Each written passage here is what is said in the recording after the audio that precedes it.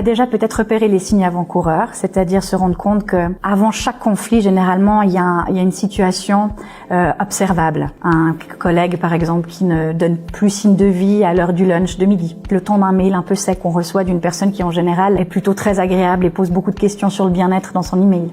Ce genre de choses.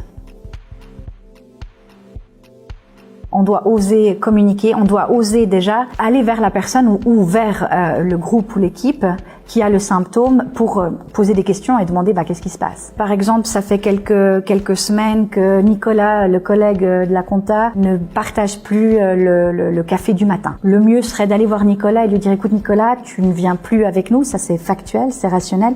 Y a-t-il un problème? Comment te sens-tu? D'aller affronter entre guillemets la situation, poser une question, poser peut-être même une interprétation d'une situation auprès de la personne.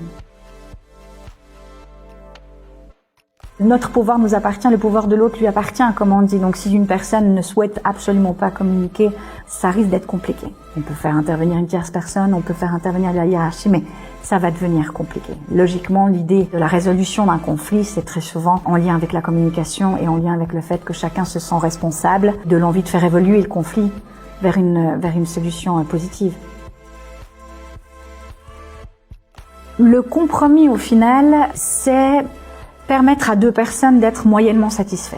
Donc la frustration reste. Si on lui rajoute un deuxième compromis quelques semaines après, ce sentiment tiède peut devenir très froid à la longue. Donc mieux vaut faire en sorte que les deux protagonistes, par exemple, définissent eux-mêmes une troisième option, une troisième solution, plutôt que simplement chacun vivre un compromis.